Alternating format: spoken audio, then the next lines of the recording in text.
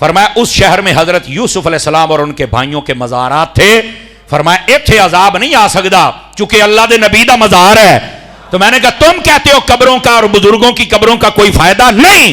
اکھاں پٹ ہوئے جے لمدیا مرزیا تینوں کی پتا ہے بزرگ تے قبراں دے وچ ہون تے اوتھے عذاب نہیں آوندے اور تو قوم کو کہہ رہا ہے کہ بابے اور بزرگ شے کوئی نہیں اے نبی شے کوئی نہیں.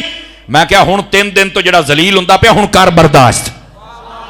اب اس کی ذلت کا کام میں نے آپ کو بتایا تھا ردی مال ہے ٹین ڈبہ ہے. دیکھو اب ذلت کیا ہے. جو کل تک کہتے تھے جی نہیں ہم اس کے پوائنٹ آف ویو سنتے ہیں تو بالکل ٹھیک ہے تو جناب بس ٹھیک ہے اپنا اوپینین دینا چاہیے تو کوئی مسئلہ نہیں. وہ دیکھ لو آفتاب اقبال بھی اب اس کو کہہ رہا ہے. اتنی ذلیل کیا اس نے کہ سوچ بھی نہیں سکتے.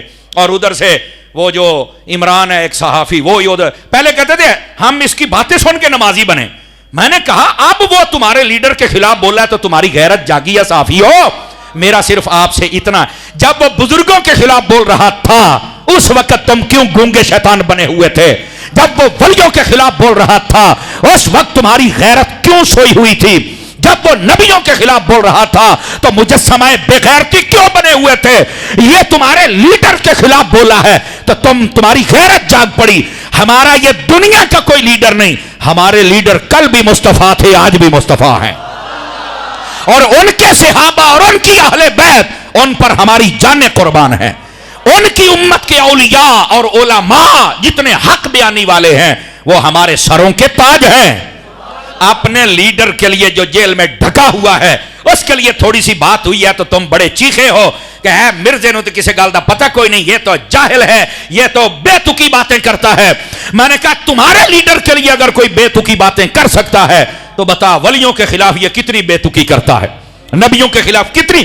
ہم تو تمہیں یہی بتا رہے ہیں ہی بے تکا تے لا برسا. تمہیں نہیں سمجھ آتی تھی اب آ گئی سمجھ. مچھلی ہمیشہ پتھر چٹ کے مڑ دی ہے. آ گئی نا گل ہوتے ہی آگے. کل تک کہتے تھے نہیں ٹھیک ہے جو مرضی ہے وہ اس کا اپنا امیدین ہے کتابیں کھول کے بتاتا ہے. ہوں کرنا برداشت ہے اپنے سینے تو وال پٹیا جاوے تو پیڑ پھر ہوندی ہے.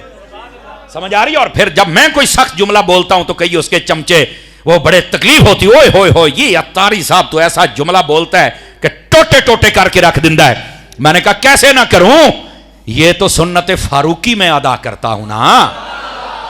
سمجھ آئی نا. اگر سارے ہی میٹھا بولنا شروع ہو جائیں گے یہ تو سر تے چڑھ جان گے. تو اس واسطے ہمیں دفاع بھی کرنا آتا ہے اور ہم کرتے ہیں. بہرحال میں صرف آپ کی خدمت میں بات یہ عرض کر رہا ہوں کہ یہ حضرت یوسف علیہ السلام اور ان کا مزار شریف بھائیوں کا وہاں تھا جس وجہ سے اس شہر کے اندر اللہ نے عذاب نہیں بھیجا. تم کہتے ہو مزار اور قبر کا فائدہ نہیں. ہن دس نہ کی ہے